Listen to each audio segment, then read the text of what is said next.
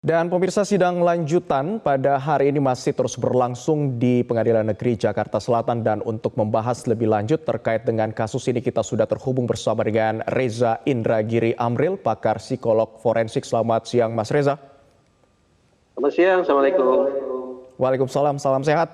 Mas Reza, menurut Anda dari keterangan yang diberikan oleh ahli pada hari ini, dalam hal ini ahli pidana, apakah ini termasuk dalam strategi dari Sambo dan juga Putri Chandrawati untuk mendapatkan keringanan hukuman? Dari analisis Anda sebagai psikolog, seperti apa keterangan-keterangan yang diberikan? Apakah memang ada strategi jitu yang diberikan pada hari ini?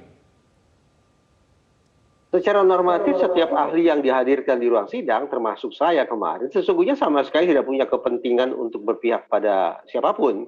Dengan kata lain, tidak ada misi menguntungkan, merugikan, memberatkan, meringankan, semestinya tidak ada misi semacam itu. Tetapi barangkali dari pihak penasihat hukum maupun dari pihak jaksa penuntut umum, ketika mereka menghadirkan ahli, tentu mereka punya kalkulasi bahwa hitung-hitungan di atas kertas sudah seyogianya lah bahwa ahli yang didatangkan ini akan menguntungkan di mata masing-masing pihak yang mendatangkan ahli tersebut.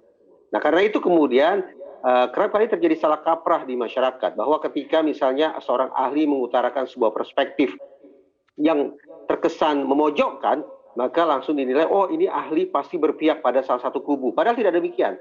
Karena sesungguhnya perspektif teoritis atau kerangka pemikiran yang disampaikan oleh ahli itu bisa digunakan secara lentur, baik itu oleh penasihat hukum, oleh jaksa penuntut umum, atau oleh majelis hakim. Demikian tanda petik aturan main bagi ahli yang dihadirkan di persidangan, Mas. Namun tidak bisa kita pungkiri juga bahwa ruang sidang itu adalah ruang adu strategi. Penasihat hukum, jaksa penuntut umum pasti punya konstruksi strategi mereka masing-masing. Termasuk tadi saya katakan, ketika mereka memilih, kemudian menghadirkan ahli, boleh jadi karena mereka menghitung ahli yang inilah, bukan ahli yang itu yang patut dihadirkan, karena ahli yang inilah yang akan mendatangkan keuntungan bagi pihak yang mengundang atau mendatangkan ahli tersebut. Baik. Dalam konteks adu strategi, apa saja indikator yang bisa dilihat terutama untuk publik yang menyaksikan persidangan ini secara langsung? Apakah ahli ini benar-benar memberikan statementnya sesuai dengan kajian ilmiah? Apakah setiap statementnya perlu disertakan dengan adanya sumber-sumber catatan kaki atau dari hasil riset? Seperti apa? Ada dua tipe ahli sepemahaman saya. Yang pertama disebut sebagai ahli langsung, dan yang kedua adalah ahli tidak langsung. Ahli langsung adalah ahli yang bersentuhan langsung dengan pihak terkait. Misalnya kemarin dihadirkan ahli langsung, yaitu ahli psikologi klinis dewasa, Mbak Liza Japri. Beliau bersentuhan langsung, berinteraksi langsung, memeriksa langsung Richard Eliezer selaku terdakwa. Nah, beliau bisa dikategorikan sebagai ahli langsung. Sementara ahli yang lain yang tidak masuk ke materi perkara, tidak berinteraksi dengan terdakwa, tidak pernah memeriksa terdakwa, tapi semata-mata menyampaikan perspektif keilmuannya di ruang sidang, itu yang disebut sebagai ahli tidak langsung. Baik ahli langsung maupun ahli tidak langsung, kedua-duanya sama-sama disumpah sebelum memberikan penjelasan di ruang sidang, sebelum beracara di hadapan majelis hakim. Jadi, karena mereka sudah disumpah, maka sepatutnya lah pemikiran mereka dan setiap perkataan mereka betul-betul berada dalam koridor keilmuan. Setiap pernyataan bahkan sudah sepatutnya bisa dipertanggungjawabkan dari sisi akademis. Ada referensi ilmiah yang secara terukur disampaikan kepada majelis hakim. Demikian. Baik, Mas Reza, pada persidangan kemarin juga sempat disinggung terkait dengan adanya kognitif konten dan juga kehendak melakukan perbuatan. Ini bisa dijelaskan seperti apa kedudukannya dalam kasus ini? Penasihat hukum bertanya ke saya, dalam khazanah psikologi forensik, bagaimana kita bisa menakar pertanggungjawaban pidana seorang terdakwa? Saya katakan, dalam khazanah keilmuan yang satu ini, pertanggungjawaban atau criminal responsibility ditakar dengan memperhatikan dua hal. Yang pertama adalah cognitive competence, dan yang kedua adalah volitional competence. Cognitive competence bermakna sebagai seberapa jauh sesungguhnya pemahaman seorang terdakwa tentang perbuatan yang dia lakukan. Pemahaman dia. Sementara volitional competence bersangkut paut dengan kehendak si terdakwa ketika melakukan perbuatan tersebut.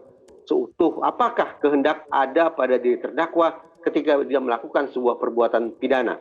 Nah, kombinasi dari cognitive competence atau pemahaman dan volitional competence atau kehendak, itulah yang kemudian akan menentukan kira-kira derajat pertanggungjawabannya akan seperti apa.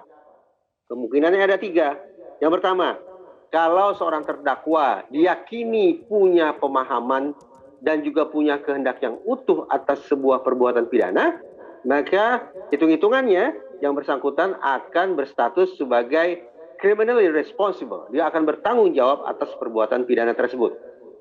Sebaliknya, ini kemungkinan yang kedua, bahwa seorang terdakwa tidak punya pemahaman dan juga tidak punya kehendak sama sekali dalam sebuah peristiwa pidana, maka yang bersangkutan boleh jadi akan dikenai status atau dijatuhi vonis not criminally responsible alias tidak bersalah. Nah, kemungkinan yang ketiga adalah ketika antara pemahaman dan kehendak itu berdinamika sedemikian rupa. Ada proporsi, ada gradasi yang mulai memperlihatkan wilayah abu-abu antara kehendak dan pemahaman. Nah, dinamika antara 2 unsur inilah yang kemudian akan bisa dinilai oleh hakim untuk pada akhirnya membuat vonis bahwa partially responsible alias bertanggung jawab secara pidana, tapi sebagian saja. Apakah itu setengah, apakah itu sepertiga, ataukah itu seperempat sebagian pertanggungjawaban itu, hitung-hitungan itu ada di majelis hakim.